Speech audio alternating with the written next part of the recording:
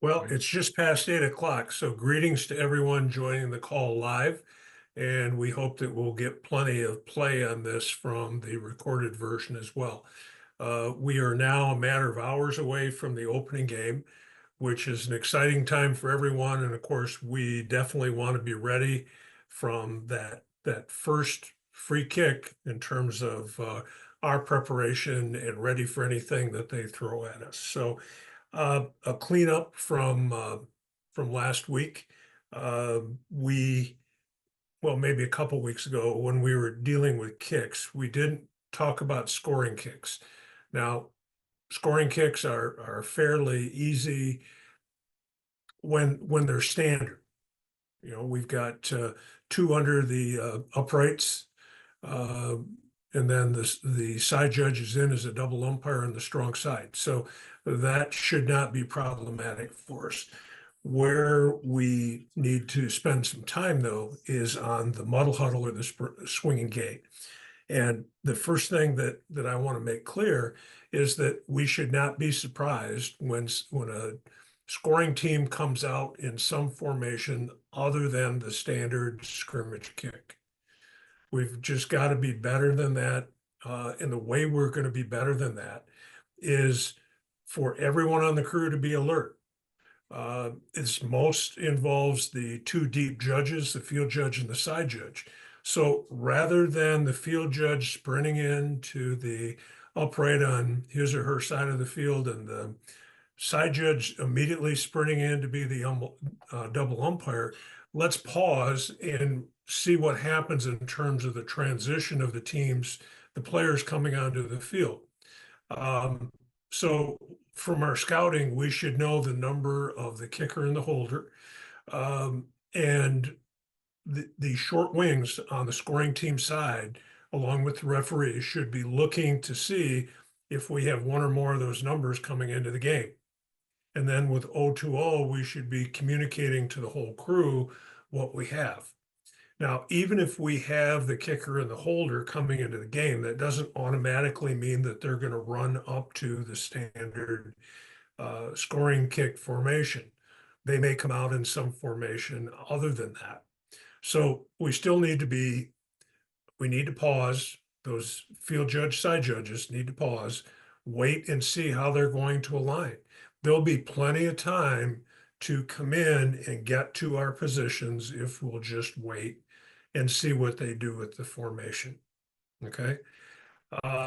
So with that, let's go to a couple of clips that will illustrate the concepts we're talking about. This first one, we don't have the benefit of the video.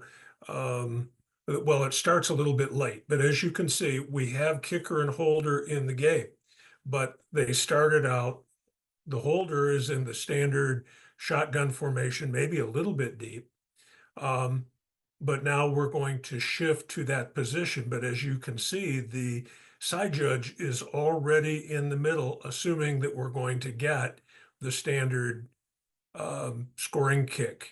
So what we want to do rather than that is, as I said earlier, we want to pause back around our pylons to wait to see what's going to happen. So Gregor, if you take this back in the formation that we're going to get when the clip turns on, the side judge, well, whoever is on that side, we should have an official back at the back corner of the white, and we should have the other deep judge off of the screen so that we're anticipating that we're going to have a play run from scrimmage.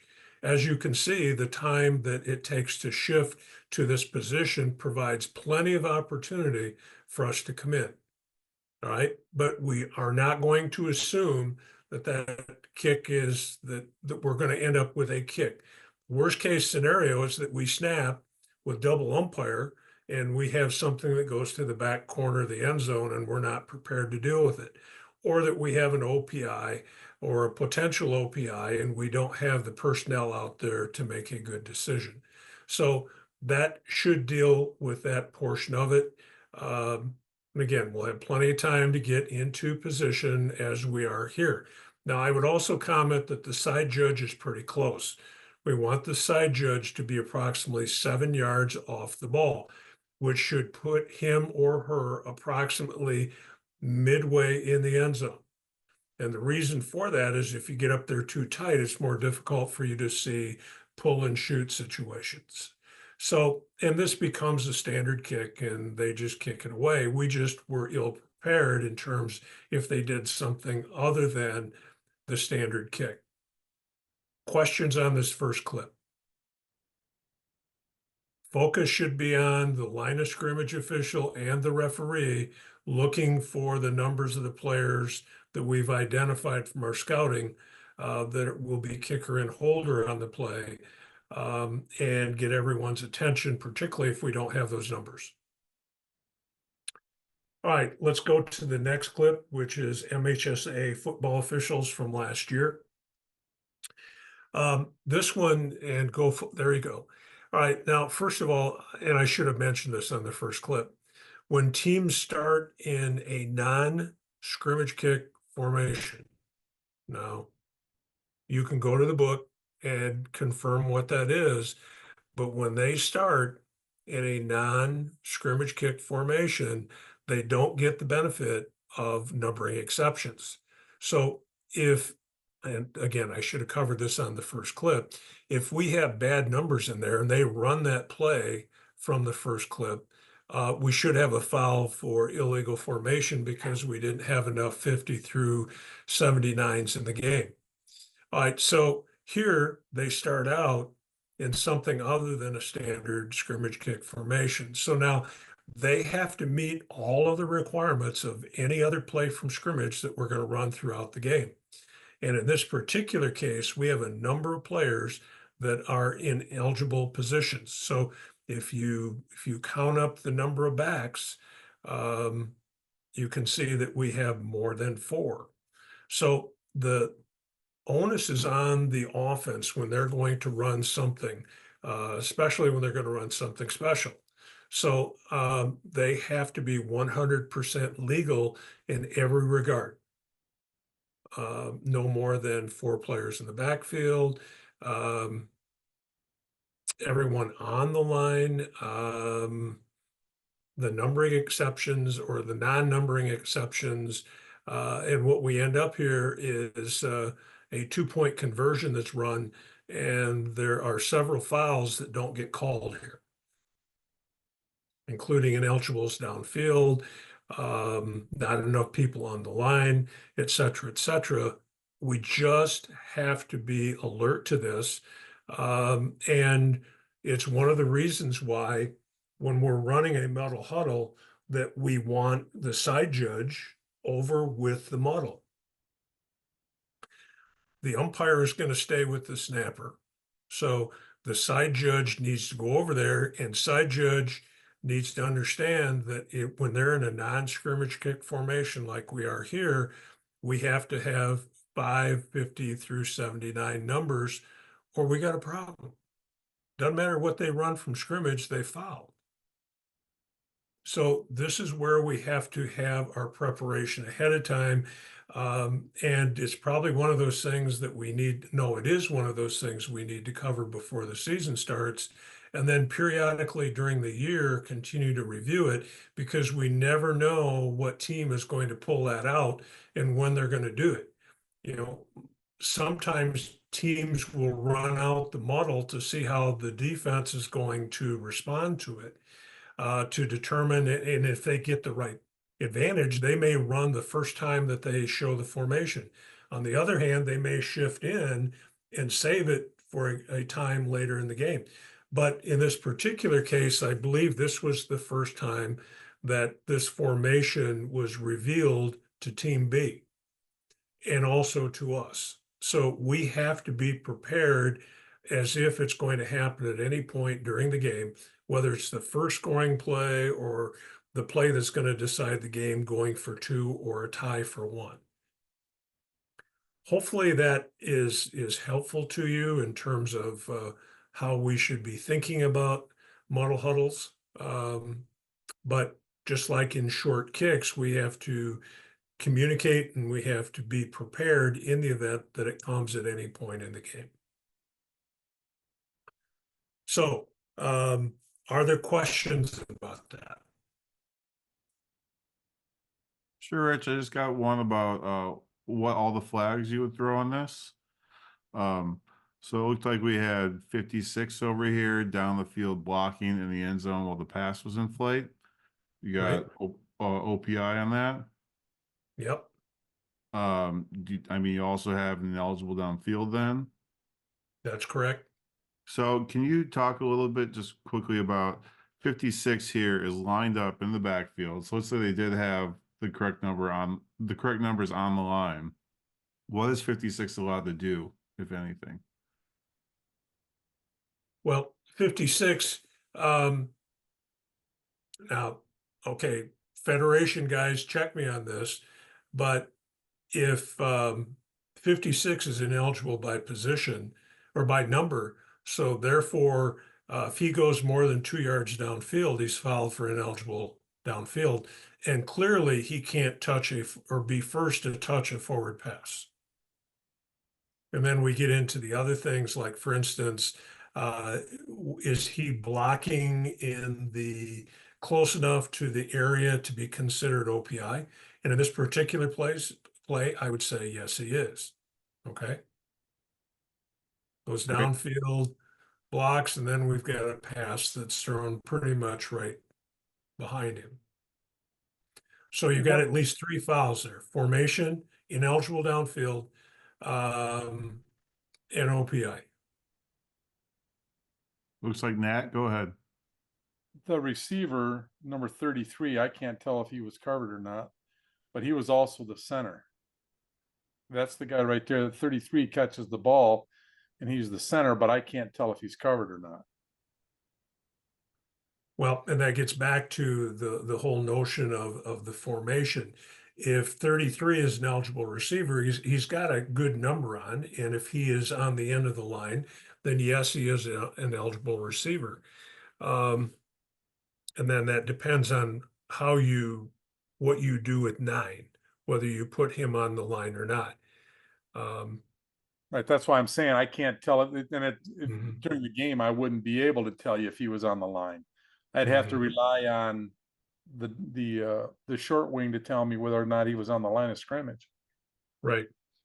We've got to be alert to those things, and that may be a quick across the line. I've got 9 on the line, which then would tip everyone off that 33 is covered up. But at the end of the play, if the short wing at the bot or to the right of the screen, um, has that 33 covered up, then he needs to come in and provide that information. We may need to drop a late flag to get this right.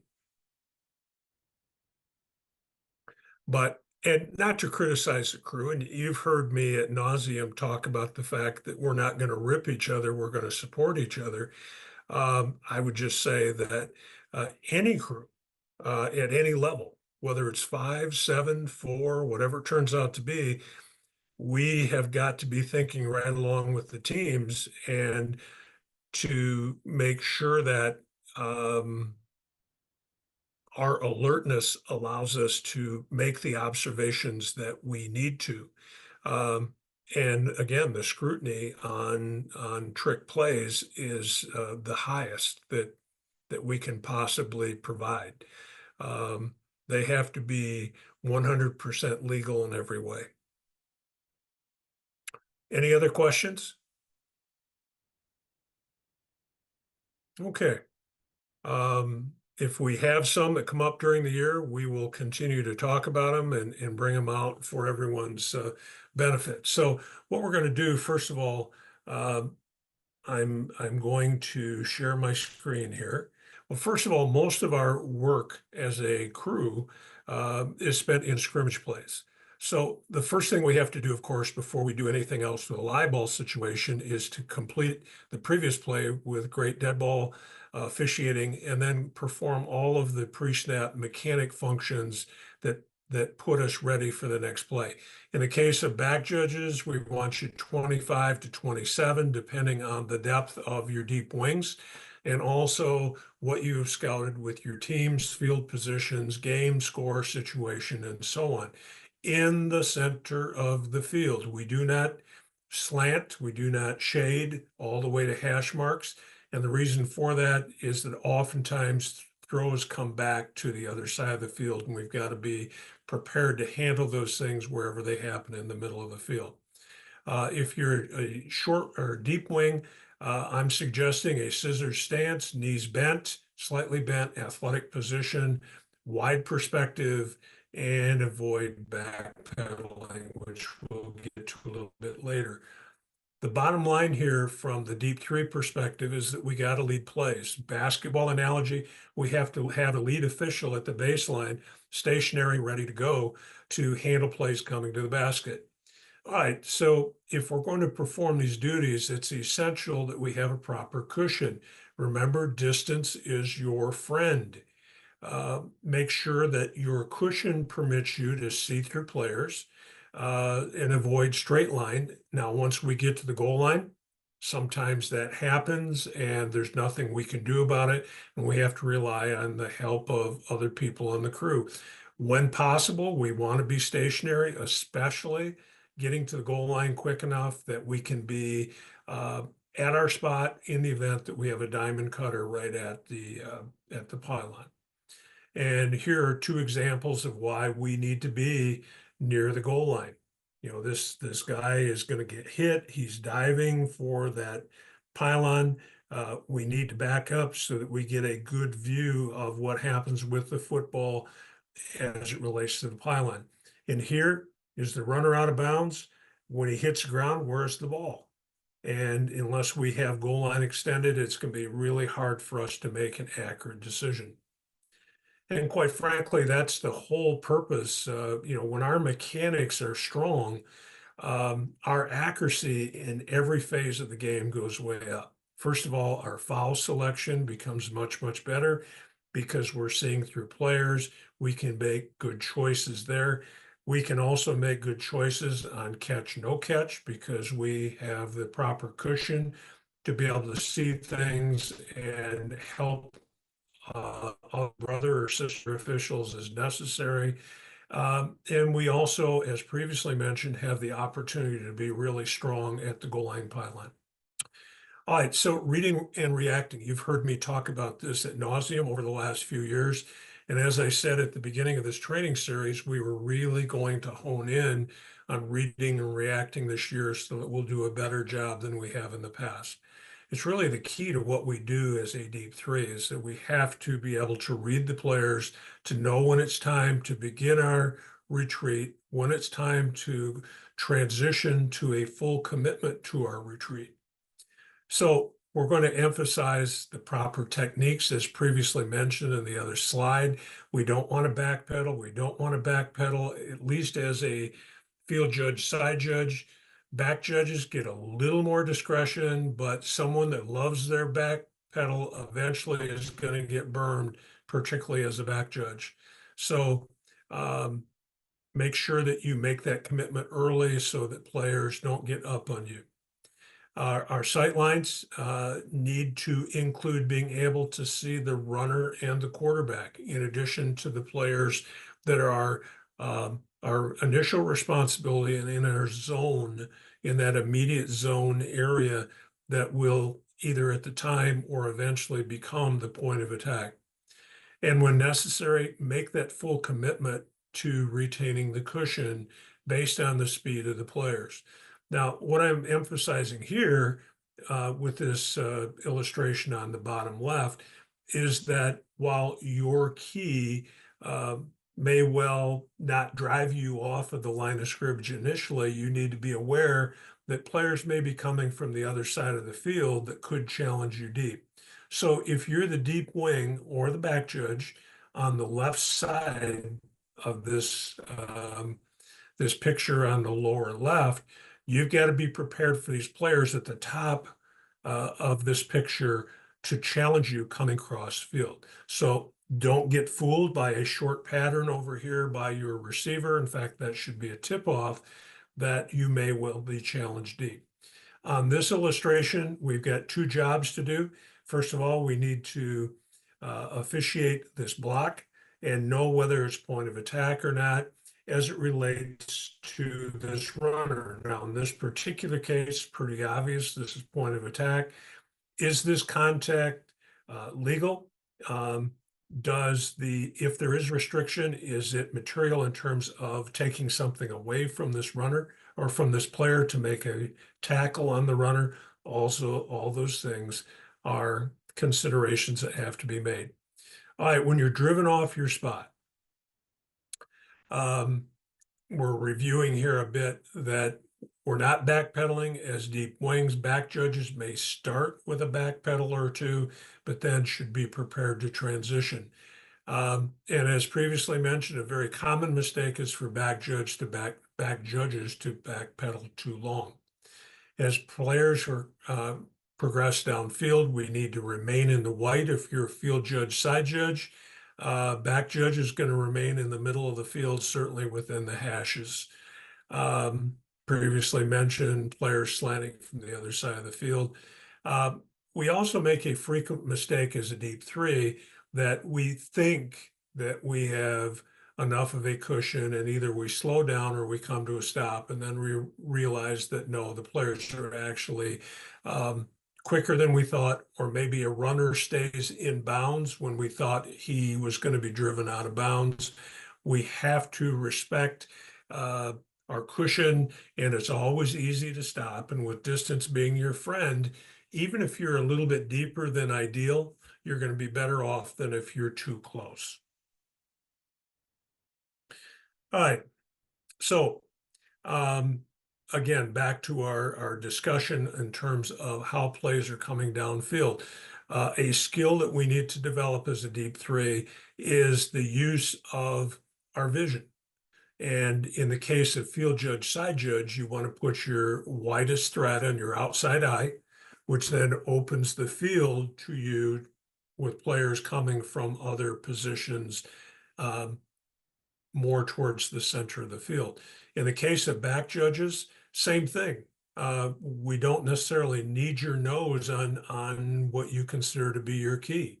If there are other players in that immediate zone, figure out where your widest threat is, put that player on your outside eye so that then your vision shows those other players as well.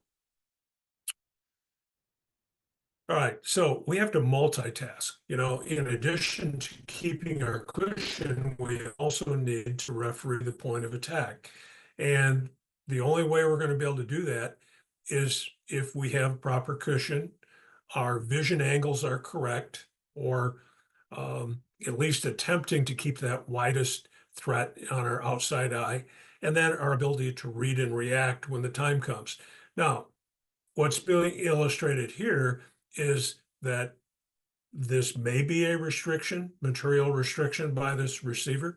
We don't know. This is a one-dimensional view.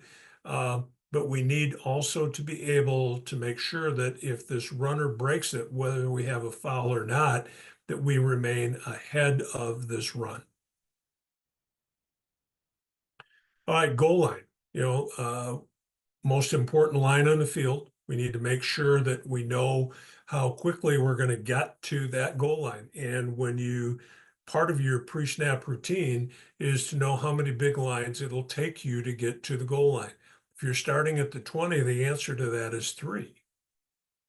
You're going to have the 15, the 10, and then the third line is going to be your goal line. You need to know that because as things are developing and can get pretty hairy, it's really easy to overrun the goal line. And when we have one of those plays like illustrated here on the bottom right, we got to have that person goal line extended to make that decision, not overrunning the goal line 3-4 yards and then having to come back and make a determination on what happened at the pylon. Change of possession, big plays in the game, no doubt about it. And in effect, what we have on intercepted passes, backward passes, or fumble returns is we have a punt return. And that's how we need to think of reverse mechanics. Our short wings become the deep wings, if you will, in terms of staying ahead of the play. And then we're going to have our field judge, side judge perform the same duties that you do on a punt return. Back judges, you're going to stay in the middle of the field, just like we handle punts. And big picture in terms of not only point of attack, but also as we're moving ahead down the field and coming from the center of the field. All right, so in summary, distance is your friend. Um, it's possible to be too deep as a member of the deep three. Yes, it is possible, but you have to work really hard to do it. I'd rather have you be a little bit too deep and move up if necessary, or wait for the play to get closer to you before you run again, make a commitment to your cushion, than I would to have you too close, because when you're too close, you can't see anything. And at least if you're a ways back, you have the benefit of the angle and can make good decisions. So we need to settle into our position as quickly as possible so that we can go through our pre-snap routine, be settled, and not hurried in any sort of way in terms of being prepared. Know our keys and our zones that may come into play depending on the type of play and the direction that it comes to. Very much aware of our goal line situation, getting stationary at goal line extended. That might be at the back edge of the white, but if you've got something that is going to challenge that pylon, please, by all means, feel free to back up to that limit line, which gives you another 6 feet. You may think like that you are just way, way, way too far away from the play. That extra 6 feet may well make the difference between getting a play right and getting it wrong. So we don't want to have players, in our grill.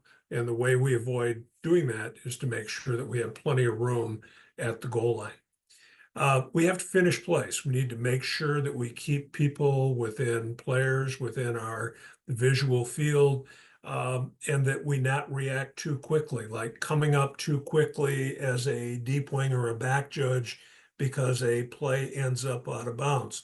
We know that that spot is going to belong to the short wing. So stay back, observe players.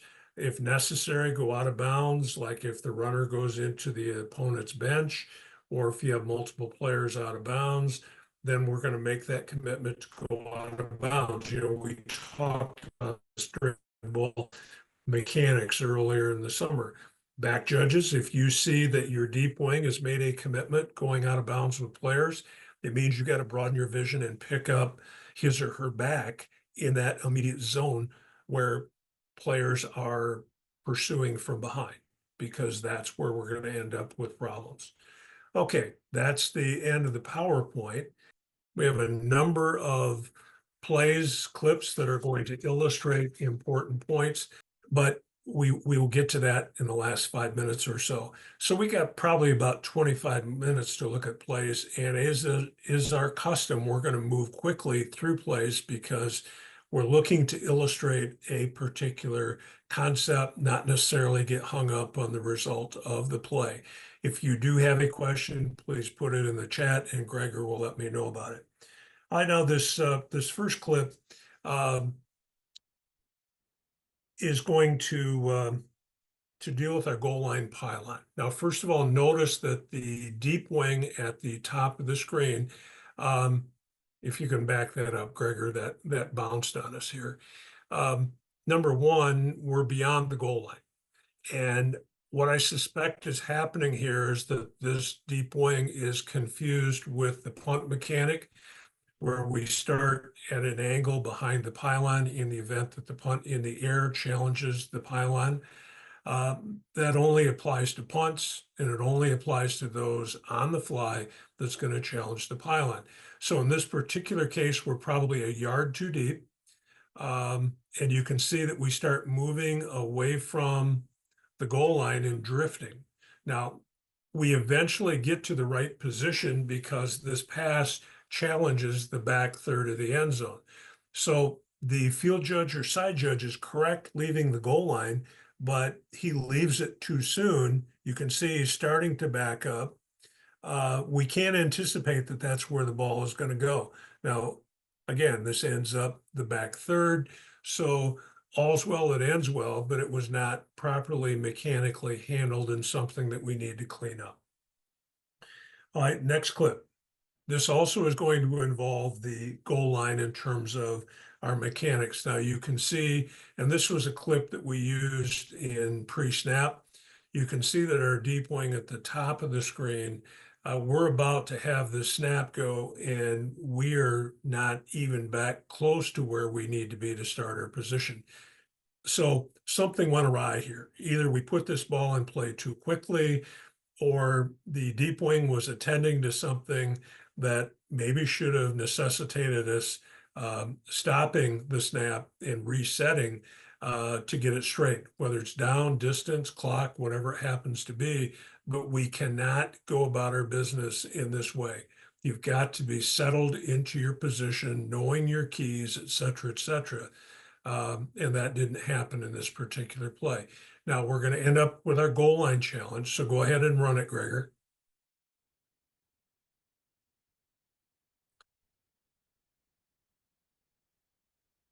Now it goes to the other side of the field. Now, the first thing is that our deep wing at the bottom of the screen, part of the pre-snap needs to be how many big lines will it take to get me to the goal line? And you can see that we go beyond the goal line. Now, if the players are coming towards you, rather than giving the goal line up by going towards the end zone extended, back straight up so that you're into the blue, maybe back to that solid white line rather than giving it up. Now, in this particular case, it didn't challenge the pylon. So again, no harm was done, but we're not always going to be that lucky. And we've got to perform mechanics properly. The other mistake that's made here is that the field judge or side judge comes up and takes the forward progress spot. Again, not the worst sin in the world. It's not one of the 10 commandments that we have broken here, but it's an unnecessary, unforced mistake. Simply stay with the players, make a mental note in terms of where we're going to put this ball, let the short wing come down, and just simply say to him or her, spot the ball at the 4-yard line. The other decision that we need to make is whether this player is down in bounds, which is going to have clock implications for us. And I think you'll see that clearly he is in bounds. So the information that we need to give to our referee is that we have a hot clock. The other thing that I would recommend that you do is a deep wing or a short wing, because it's in bounds, put the ball in bounds. Don't put it down on the sideline, which gives the referee the impression that we're out of bounds. We are in bounds, so we need to communicate. 0-2-0 would be best. But let that short wing come down, mark the ball. Deep wing should be saying, put it on the 4-yard line in bounds, and then get that information to our referee. Okay, next clip.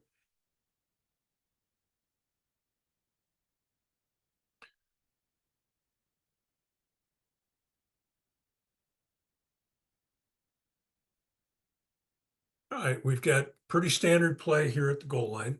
You can see our back judge. We are snapping from approximately the 17. We've got our deep wing at the goal line extended, perfect position there at the top of the screen. Looks like we're at about the limit line. And our back judge is on the end line. So we start out in really, really good shape. And this is going to be a play that is going to challenge us around the goal line. Back judge is in perfect position. We wait for it to end. Real simple little incomplete pass signal. While we're not dealing with foul selection or quality fouls, there's some action there and maybe a little tug here and there. But as you can see, this receiver is not taking off his route in any way, shape, or form. That would not be a foul we want called. Next play, Gregor. All right, different teams. Full house backfield. So we're thinking run, but we got to be prepared for a play action pass. In this particular case, I won't spoil it for you. All right, so we're multitasking out here by particularly the deep wing. Now, that block out at the corner, I'm assuming that was occupying our field judge, side judge's attention, because we're pretty slow backing up to the limit line here. Now, what you don't want to have happen is have a player roll up on you. I would much prefer that when you see the play is coming wide, that you back up immediately rather than waiting until this particular point. The other thing that would be important, two other points, is when this play comes wide, you should instruct your line to gain person holding that marker, drop that thing and back up. That's a safety issue for that gentleman that's holding that stick. It's also a safety issue for players. It can also be a safety issue for us. So when it comes wide, instruct them to drop it straight back, not towards the field, but to let it go. Ideally, on a lot of our campuses, we have the orange marker that delineates the line to gain that is in the white. That would be helpful here, but we don't have it. So, we won't belabor that point, but that could have been a problem. Final point is look how quickly our back judge gets over to that spot. We sacrifice dead ball coverage in this particular play because we're in a big hurry to get over here and relay a ball. The goal for us is to have a ball on the turf between 28 and 32. We don't need to be this quick. Finish plays. Look at all of the opposite jersey colors that are still in close proximity to each other.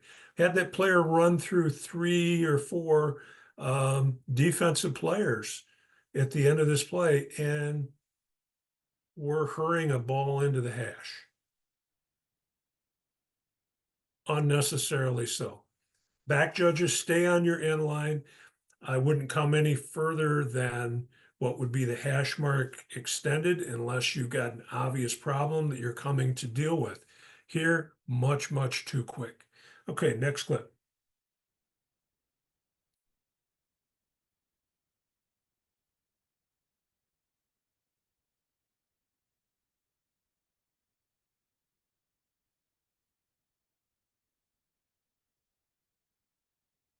All right, this is a play involving the short wing because we're snapping inside the 5. Now the question becomes, and we have to be alert here, first of all, from a deep wing perspective. Is that intended to be a pattern? Is he looking to pick that guy off? See the running back that comes out into the flat here? Now, I wouldn't trouble with that. Looks like he was just running his pattern. But if he intentionally or unintentionally picks that guy off before the ball arrives, then this could have been OPI. Now, the other thing to note about our back judge, look what our back judge does. He runs way, way, way beyond the hash mark here. We need back judges to stay in the middle of the field for not only live ball action, but also dead ball action. I wouldn't recommend that mechanic even if it was only 5. Certainly not in 7. Okay. All right, next clip.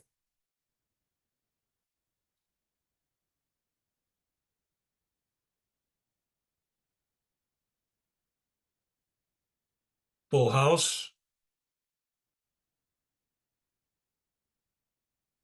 See, this is where we can fall asleep. We can, maybe this is a team that is heavy run, probably is with full house backfield, tight splits, all of that sort of thing. We can't allow our knees to get locked. We've got to be thinking at any time there may be something that will challenge us downfield. Once again, we get a back judge coming way out of the center of the field unnecessarily. We need you to do your job in the middle of the field. Also an item to note, this is close. I wouldn't bother that too much because I don't believe that the contact that this receiver has deprives this defensive back of getting to the ball. I don't think he would have got there. Anyway, it would be a great talk to. Can see that this player Whether he's intended to be the receiver or not, he kind of gets in the way and blocks this guy. Well, actually, it's a little closer than I thought. I would support OPI there. I would support that as OPI from the standpoint of he delayed that defensive back potentially from making a play on the receiver. Now, whether that's intentional or not, we don't care. It's before the ball arrives. Now, our deep wing checks up a little bit quick. This is what I'm talking about. Give ground. Don't assume that that runner is going to be tackled or go out of bounds. Continue with your retreat and then come to a stop. Finish the play. In this particular case, it's a low impact tackle. So we don't need to be concerned about the runner getting roughed up or anything like that. We want to look back into the field to see what players, what opponents are going to be in close proximity to each other. All right, next clip.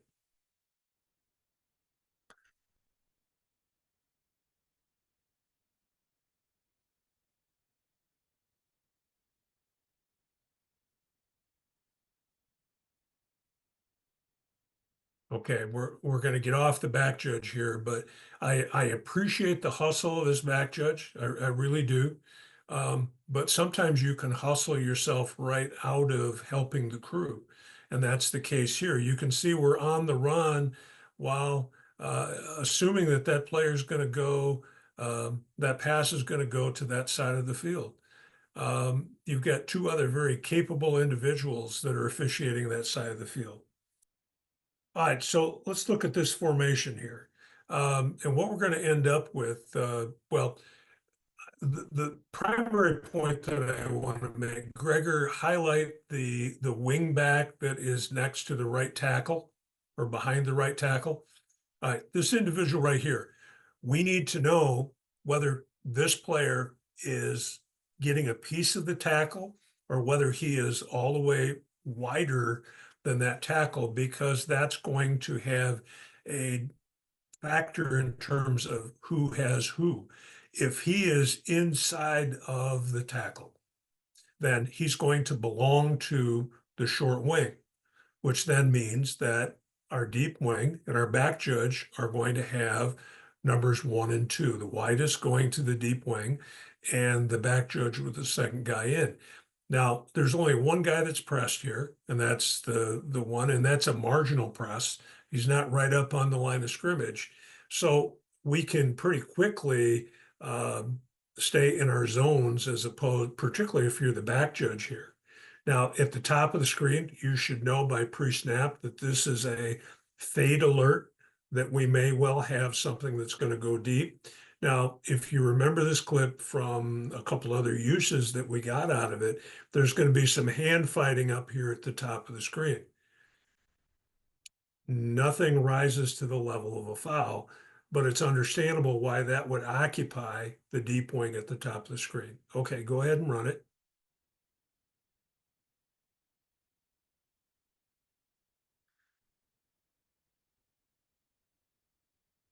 Now, again, you've seen this a couple of different times. There's some key points here. First of all, that we can't get preoccupied with one aspect of the game and fail to understand that we may have players coming from the other side of the field that may challenge us. Now, this was a great recovery by the deep wing at the top of the screen, but we won't always be that fortunate. So we've got to be alert to it. The other factor that we've talked about is catch, no catch. Nice job by the back judge ruling. But here's the thing, we can't all have our eyes on that catch, no catch. Now, whether that was a foul or not by that player that right there at the hash mark, we got to have help from our umpire. Maybe our short wing. We can't be surprised by something like that. And if we need a foul, we need to get a foul, even if it's a flag from a long distance away. There we go. All right, now this is to illustrate a couple of things. First of all, maintaining our cushion. And secondly, that we have to multitask. Now, we'll go back and break this play down a little bit further for you. but you can see that we're going to have an engagement out here at the top of the screen. All right, so that is clearly the deep wing's responsibility, but at the same time, we have to have an awareness of this running back who's going to catch a pass and make a run that's going to challenge us downfield. So right now, we're looking at the block out there, and we're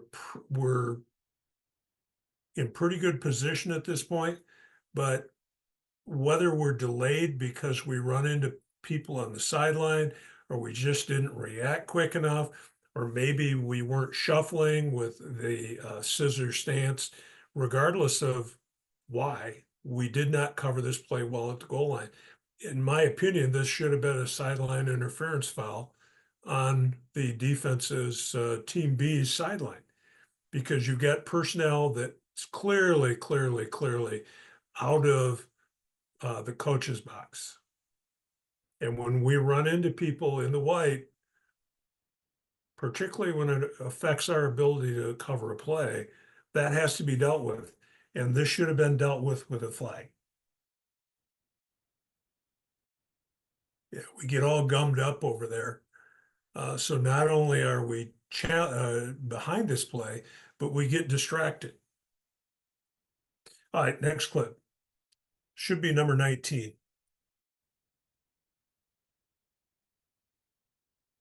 All right, first of all, formation recognition. We're going to get a slip screen back to the top of the screen. Okay, so let's look at the formation first. 2 running backs, 2 receivers to the top of the screen now, or bottom of the screen. Why is that important? Because our back judge is going to shade because of the 2 receivers at the bottom. He's going to be looking at this player that is on the line just about at the hash mark. All right, now neither one of these players are pressed. So from a deep wing and a back judge perspective, you should be looking at both of these players. But as you're going to see, both of them are going to progress downfield, and we're going to get this throwback and then some key blocks that are going to occur fairly quickly. All right, so as soon as you recognize that, you've got to get off back judge, and you've got to come back to point of attack. Now, number 57, one of the linemen is downfield legally because this pass did not cross the line, but you're going to observe that there's a clear grasp and restrict that is at the point of attack that we do not get. Now, is that totally the back judge's responsibility? No. Because at this point, if the short wing should have given some ground, should have gotten into the backfield after we've confirmed that this is a forward pass that's been completed, he never moves off of his position. We need to get him 5 to 7 yards into the backfield, which then gives a much better angle looking at these blocks at the point of attack. But the other possibility is that the deep wing may have gotten a look at this block if he doesn't have an active engagement yet, but it looks like he does. So we're going to excuse that. So either our short wing or our back judge has got to get this foul at the point of attack right there, or you might want to call it a hook and turn. It clearly is a foul, and we don't get one down. Now, as you've heard me say, if we're going to miss, we want to miss on fouls that we should get rather than throwing on things that are not strong enough or aren't there at all. The other factor that I want to point out is that here the deep wing at the top of the screen does a good job with his cushion. You can see he continues to give ground and is in position to make decisions if necessary at the goal line. And eventually goes out of bounds. He stops at the goal line. The only thing that I would say is I'd be a little bit slower in terms of retrieving that ball. I would concentrate on pursuing players, pursuing opponents. But all in all, the deep wing at the top of the screen did a nice job. We just missed a foul. Short wing comes up, takes the spot.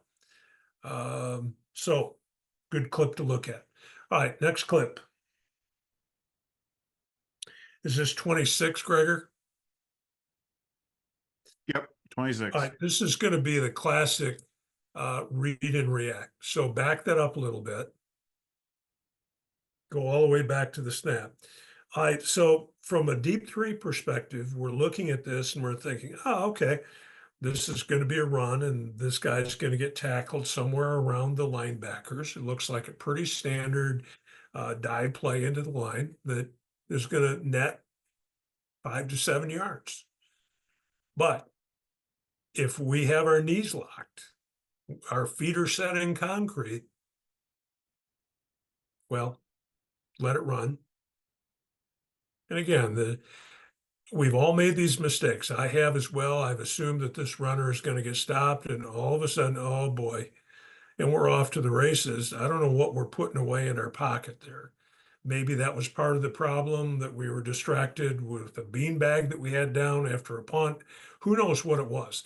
But we've got to be ready to officiate. And when that running back breaks it, and you can see that there's nothing but green grass or turf in front of him, that's when you got to open the hip and you got to go.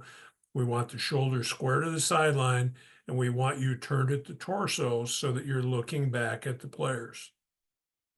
Okay, next clip.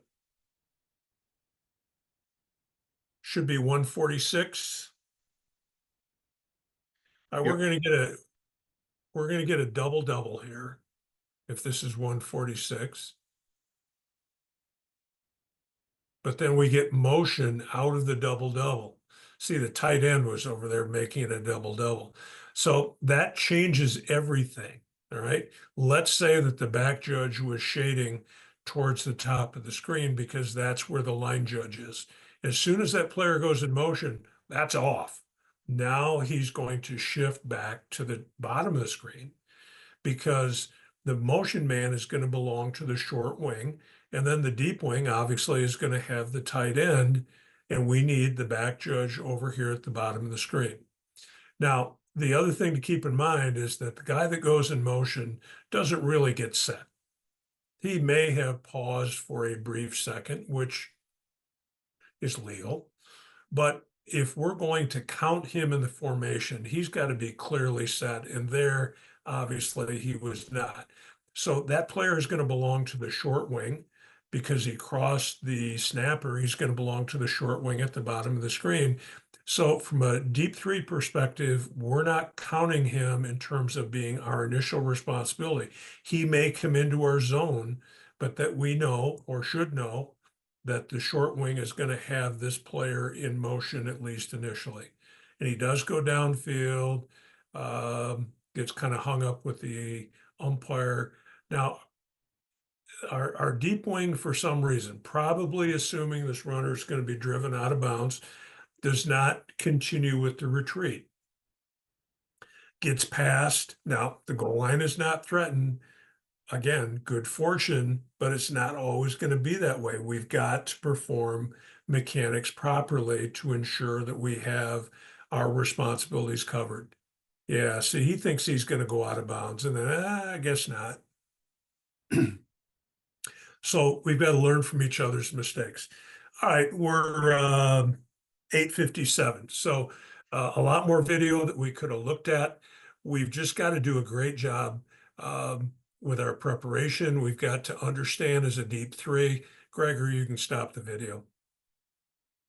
We need to understand as a deep three that first of all, we got to work together back there. We've got to communicate not only with the three of us deep, but we have to communicate with the short wings, make sure that we have pregame properly so that we know who's taking who, and also that when our particular key is not pressed, that we're looking more broadly into that general zone, and that we're prepared to officiate accordingly. We've got to multitask. We got to make sure that we're looking at those blocks that are out there by the wide receivers or possibly other people, linemen downfield. But we also have to know where that runner is, so that as that runner turns and makes the corner, that we've opened that hip and we're on our way in terms of working to keep that cushion. If necessary, we would go from scissor stance to a full commitment to a full run with our shoulders square to the sideline, torso turned. If it doesn't start out that way, shuffle, shuffle, run might be the manner in which we go about our business. But we got to handle that kind of stuff so that we get to the goal line. So if we have that diamond cutter, we're there to make that decision. All right. For those that have been with us since July, thank you very much. Hopefully you've found some maybe a nugget here or there that you can bring to your pregame, and will help you get off to a good start this weekend, whether it's Thursday, Friday, or Saturday, or some combination thereof.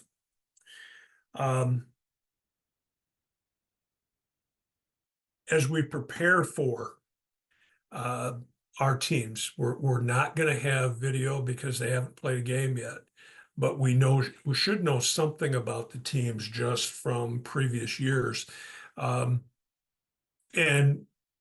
try not to be surprised. And again, communicate so that we're sharing information around the horn. You know, be alert for a quick kick. In the last few years, quick kicks have been a big deal. We've talked about mid-range kickoffs where they don't want to kick deep to a dangerous receiver. They're willing to accept a fair catch. They're willing to accept a return by someone other than that key performer that's back near the goal line.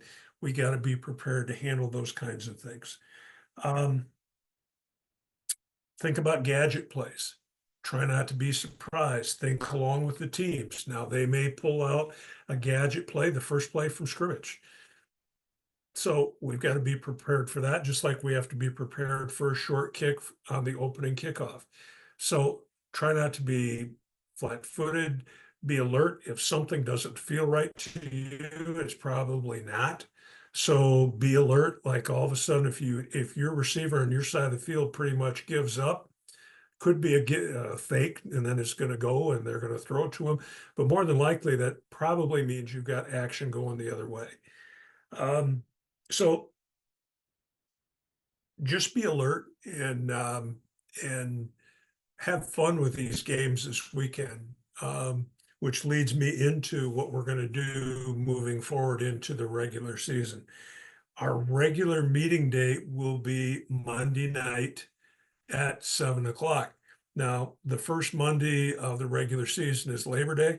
We're not going to trouble with families on that. So our first regular season study group meeting will be Wednesday, September 4th at 7 o'clock. You'll get a link, you'll get all the information relative to the time and all of that. But then the following Monday, whatever the Monday is of that week, probably the 9th maybe, we'll go 7 o'clock, and we'll treat every Monday night as our regular meeting. I know that there are association meetings, but looking at schedules, we're going to have to go with what we have, and we'll always record these for you. This will work a lot better if you are good about sending me clips, either sending me clips or telling me what game the clip is from, the teams are involved, it's clip number 103 or whatever it happens to be, and a brief summary of what it is. Then I can go into that game, find it, look at it, and then figure out if it fits in with that particular week, or we're going to save it for another week, whatever it happens to be. It will go a lot smoother, and it'll respond to things that are of concern directly to you if you're willing to do that. And that goes back to the fact we have to have trust in the room that if Nat presents a clip to me from his crew, that he knows that his crew is not going to be looked upon poorly because of maybe a difficult play they had to deal with. Your ticket into this group is your interest. Your ticket out is if you're going to be disloyal to other officials. That won't be tolerated. So please have confidence that when you share a clip, it will be handled diplomatically, and it also will be for the benefit of all. So once again, thank you for your participation in our preseason program here. 5 weeks has gone by incredibly quickly. Hopefully, it will help you hit the field with confidence and do a great job Thursday, Friday, or Saturday, as it may be. And then we'll break it down on September 4th and see what we can learn from our first week and be even better in week 2. So with that, an exciting time of the year. I'm excited for you. I remember what it was like getting ready for that first game, the anticipation, the pageant, all those things that go along with Friday Night Lights. So have fun with it, enjoy it, and do well. Make us proud. Thank you, everyone. Good night.